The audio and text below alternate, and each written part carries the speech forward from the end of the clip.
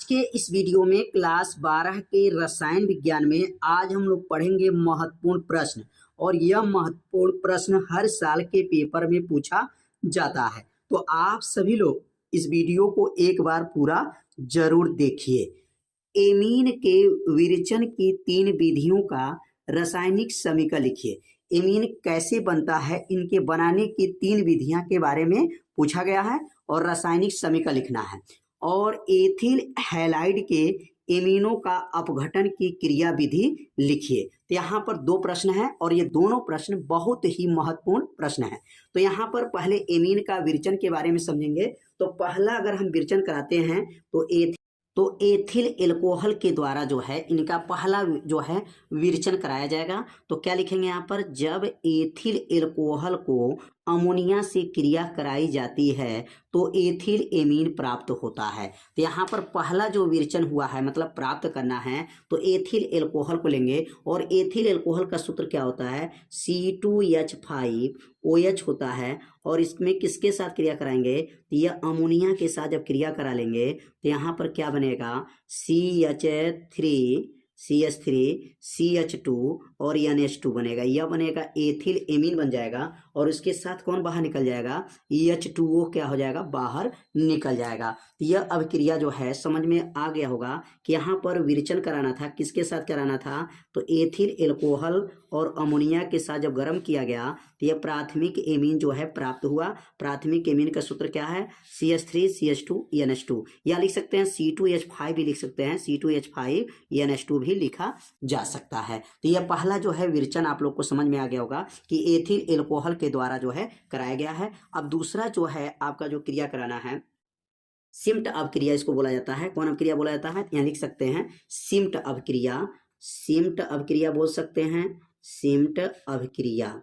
अब सिम्ट जो है अभिक्रिया क्या है, अब सिम्ट अभिक्रिया के बारे में समझेंगे कि सिम्ट जो है अभिक्रिया क्या होते हैं।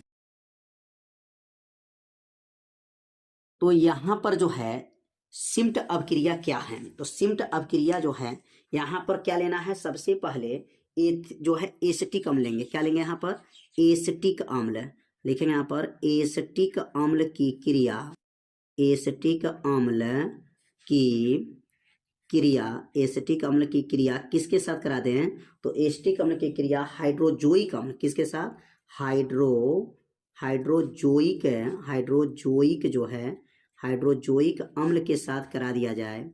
अम्ल के साथ जो है कराई जाती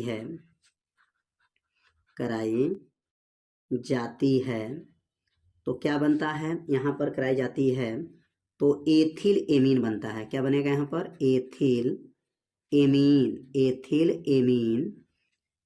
एमीन बन जाएगा। नाइट्रोजन गैस बनेगा N2 तथा CO2 बनता है। इस अभिक्रिया को क्या कहा जाता है, इस अभिक्रिया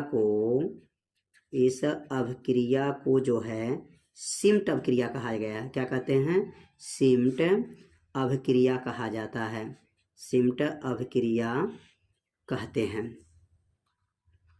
तो उम्मीद करते हैं आप लोगों ये सिम्ट अभिक्रिया समझ गए होंगे कि जब एसिटिक अम्ल की क्रिया, किसकी क्रिया, एसिटिक अम्ल की क्रिया हाइड्रोजोइक अम्ल से कराई जाती है। अब यहाँ पर क्या हो जाएगा, CH3COOH और यहाँ पर जो है हाइड्रोजोइक अम्ल है N3H के साथ जब कराई जाती है तो यहाँ बनता है CH3NH2 यहाँ पर हो जाएगा CH3NH2 और यहाँ पर जो है और बनेगा यहाँ पर नाइट्रोजन गैस और ये बनेगा CO2 गैस। यहाँ पर जो है, यहाँ पे याद रखेंगे मेथिल, क्या बनेगा यहाँ पर, मेथिल एमीन बनेगा, क्योंकि ये CH3 है इसलिए मेथिल एमीन बन जाएगा, नाइट्रोजन बन जाएगा और CO2 मतलब यह गैस हो जाएगा। तो यहाँ पर एमीन का जो है विरेचन भी इसको कहा जाता है। यहाँ एमीन का विरेचन भी हुआ है क्योंकि यहाँ एमीन बनना चाहिए और यहाँ एमीन बना हुआ है। तो क्या बना है, एसिटिक अम्ल की क्रिया किसके साथ कराया गया है, हाइड्रोजोइक अम्ल के साथ जब क्रिया कराया गया है, यहाँ पर हाइड्रोजोइक अम्ल के साथ जब क्रिया कराया गया है तो यहाँ पर क्या बना है, मेथिल एमीन नाइट्रोजन गैस, और क्या बना है यहाँ पर कार्बन डाइऑक्साइड गैस बना है। इसी अभिक्रिया को कौन अभिक्रिया कहते हैं, सिम्ट अभिक्रिया कहा जाता है। कौन अभिक्रिया, सिम्ट अभिक्रिया कहा जाता है। तो यह सिम्ट अभिक्रिया भी आप लोग समझ गए होंगे कि सिम्ट अभिक्रिया किसे कहते हैं। अब अगला अभिक्रिया के बारे में समझेंगे। अगला हाफमैन ब्रोमाइड अभिक्रिया। ये अभिक्रिया बहुत महत्वपूर्ण अभिक्रिया है। हाफमैन जो है, हाफमैन ब्रोमाइड अभिक्रिया, ब्रोमाइड अभिक्रिया, हाफमैन ब्रोमाइड अभिक्रिया। इस अभिक्रिया को जो है आप सभी लोग अच्छे से तैयार कर लीजिएगा, क्योंकि यह अभिक्रिया हमेशा पूछा जाता है बोर्ड में। तो हाफमैन ब्रोमाइड अभिक्रिया क्या है, बहुत आसान आंसर है। जब क्या लिखेंगे, जब प्रोपेनाइड, क्या लिखेंगे, जब प्रोपेमाइड की क्रिया किसके साथ कराएंगे, प्रोपेनामाइड की क्रिया किसके साथ होगा, तो कहेंगे इसकी जो क्रिया है Br मतलब ब्रोमीन तथा KOH के साथ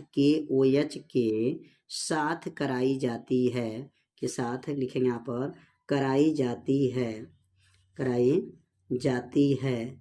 तो क्या बनता है, कराई जाती है, तो यहाँ पर क्या बनेगा, तो यहाँ बनेगा एथिल एमीन बनता है। क्या बनता है, एथिल एमीन बनता है,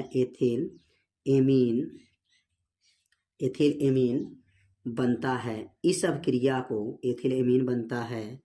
इस अभिक्रिया को क्या कहा जाता है, इस अभिक्रिया को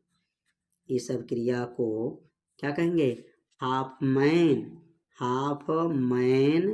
ब्रोमाइड अभिक्रिया कहा जाता है। हाफमैन ब्रोमाइड अभिक्रिया कहते हैं, हाफमैन ब्रोमाइड अभिक्रिया कहते हैं। कितना आसान अभिक्रिया है। अब इसका रिएक्शन जो है करा दिया जाएगा।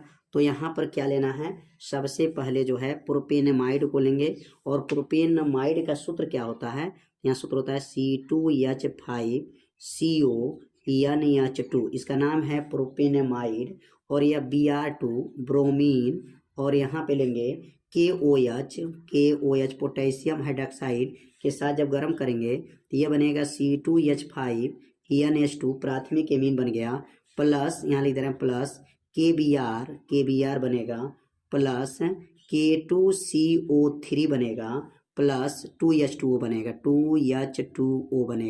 2H2O यहाँ ध्यान देंगे, यहाँ पर 2H2O है लास्ट में। और संतुलित करने के लिए यहाँ पर क्या लगाएंगे, यहाँ पर 4 लगा देंगे, और यहाँ पर जो है संतुलित करने के लिए 2 लगा देंगे, और 2 KBr लगा देंगे। 2 KBr, दोनों पक्ष क्या हो जाएगा, संतुलित हो जाएगा। यहाँ पर क्या लेना है, प्रोपेनमाइड की क्रिया किसके साथ कराना है, ब्रोमीन के साथ जब कराएंगे तो क्या क्या बनेगा, तो यहाँ पर C2H5NH2 ये हो गया ethyl amine, KBr K2CO3 potassium carbonate, और 2H2O मतलब यहाँ पर जल की मात्रा 2 है, 2H2O बना। इसी अभिक्रिया को हाफमैन ब्रोमाइड अभिक्रिया कहा जाता है। तो उम्मीद करते हैं यह हाफमैन ब्रोमाइड अभिक्रिया आप लोगों को अच्छे से समझ में आ गया होगा।